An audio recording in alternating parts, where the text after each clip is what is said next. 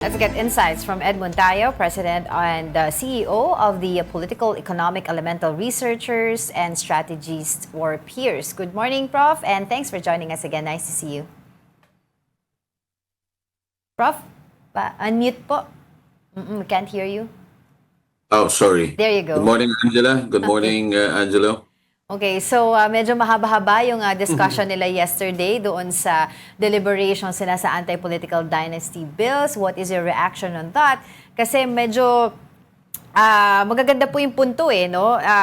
Hanggang saan, 'di ba? Yung family ties should be restricted, kailan kailangan ibar ang isang kandidato. And of course, yung isang punto din na whether these measures would violate the public's right to vote and run for public.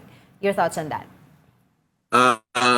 Medyo hindi lang mahaba yan, no? Masalimuot. In fact, I was invited in a constitutional reform forum the other week to tackle the same issue. And I was telling them that, well, I cited countries like Japan, Malaysia, South Korea, even the United States of America, and even Canada for that matter. Lahat yan may dynasties, Angela. Ang kaibahan lang kasi doon sa mga bansang yan, kahit na ikaw ay kapatid, tatay, in the US, for example, I'm sure you've encountered, we've seen this not only in movies, but also in in news, na yung mga anak ng pangulo dati nagiging pangulo din, nagiging senador, and so on and so forth. Itong recent memory, sila Bush, Right. Magtatayan, parehong naging pangulo ng Estados Unidos. Ang kaibahan kasi sa ibang bansa, hindi porke anak ka, hindi porke kapatid ka o kamag-anak ka, katulad ng mga Kennedy, for example, dumadaan ka pa din sa proseso ng pagpili at ang tawag dito, pagprepara ng isang partido, ng tunay na partido. Dito sa atin kasi walang tunay na partido.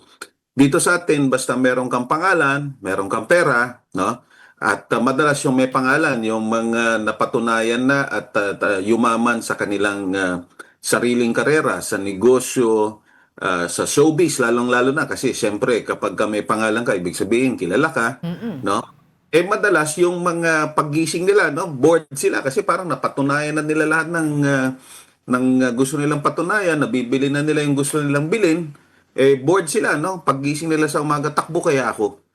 Yun yung mga klase ng mga politiko na meron tayo, like itong mga babies natin, A sad reality. Oo, kung ipagpunyagi ng mga grupo ng Duterte, parang sinasabi nila na ito ang susunod na magagaling ng mga leader. Pero wala pa napatunayan itong mga to. At sa totoo lang, puro pagpapapansin at puro ang tawag dito, puro bantalang ang ginagawa nitong dalawang Nepo babies na ito. At hindi dyan nagtapos yan, ang dami nating nakita ng mga kamag-anak na we were really hoping to see something different and something more progressive, but we didn't see that.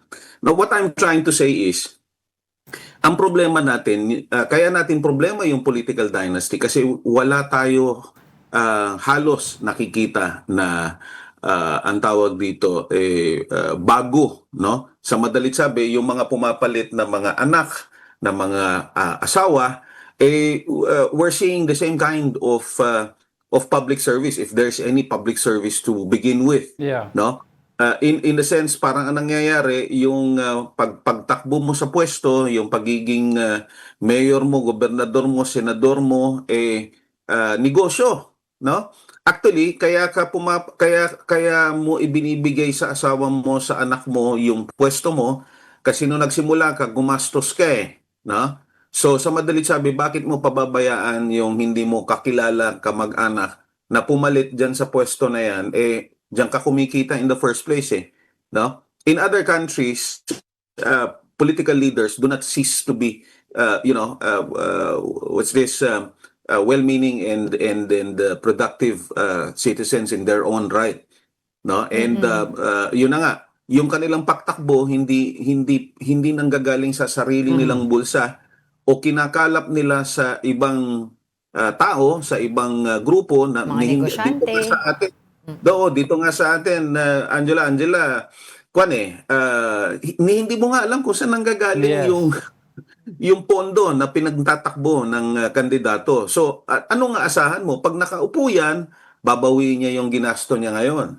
No? At dahil nga sa klase ng politika natin, sa klase ng gobyerno natin na napakadaling magnakaw, no?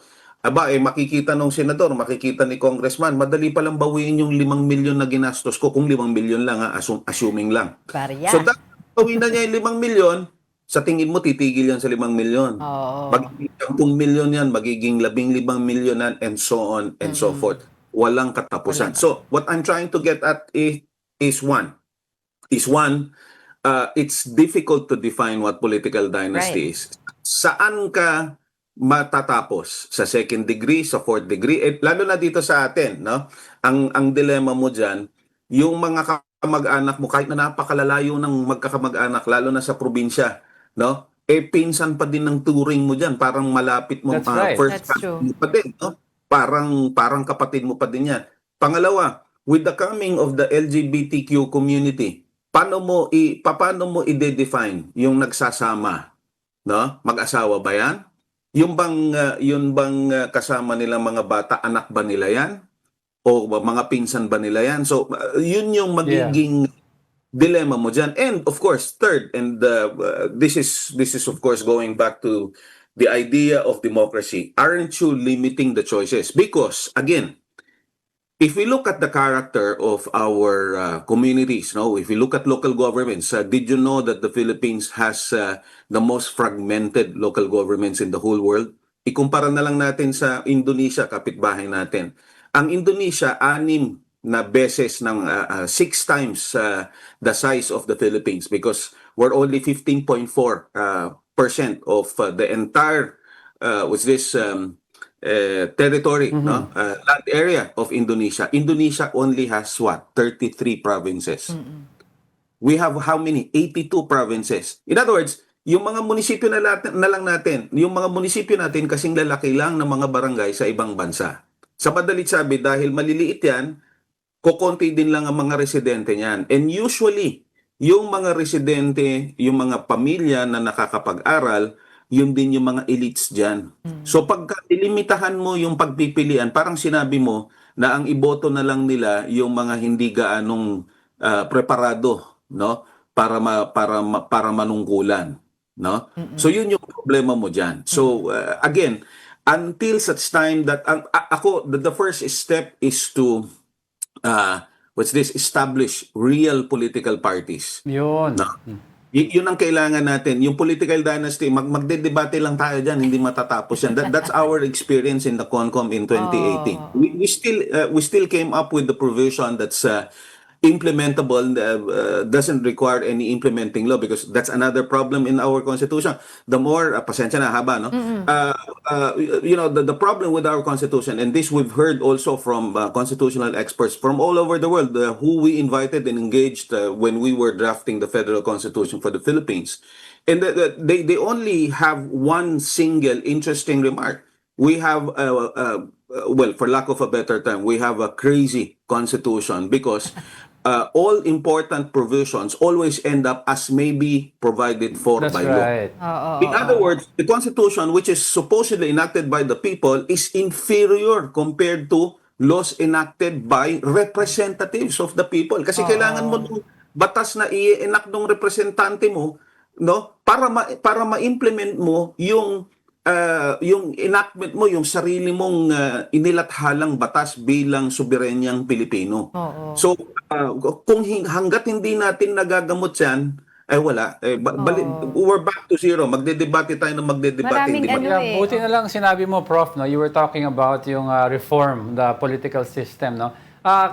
There's been a suggestion na, okay, mahirap nga i-reform tong political system, it's gonna take a long while, but ang punto dito is maybe we should start now instead of talking about political dynasties, because if you talk about political dynasties now, and in the future you go on to reform the system, political system, parang nagiging baliktad ata ang time, yung planning nito. So, should we take the first step and talk about Not maybe a 2 or 3 party system?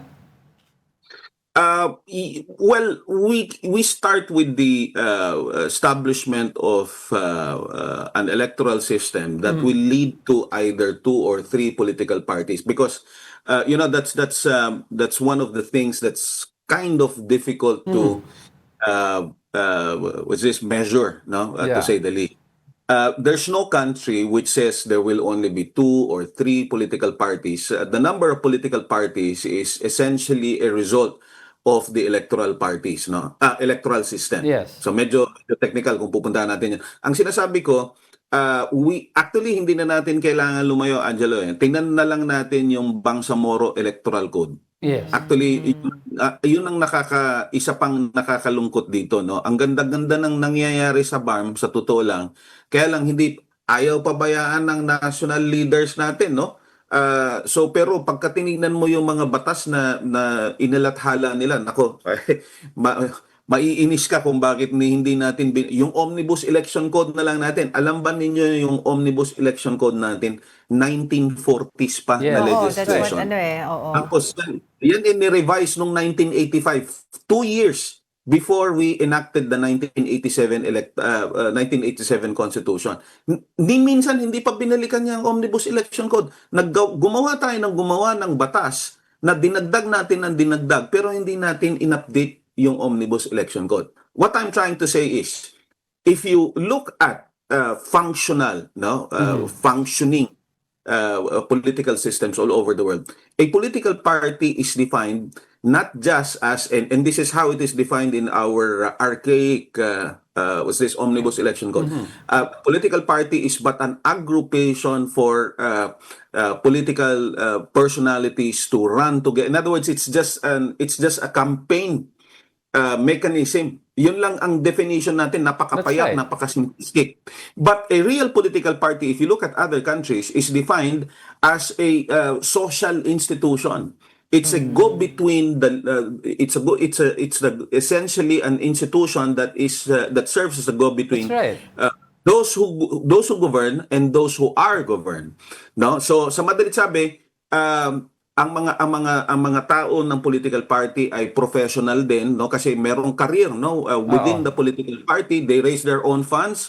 Their own funds are also auditable, just like any public institution for that matter. In other words, it has its own independent existence, no. It is able to propagate its beliefs, its principles, hence in the process is able to recruit, no, well-meaning individuals and prepare them for public office. Hindi yung paggising mo sa umaga wala kang magawa, takbo kaya ako, no?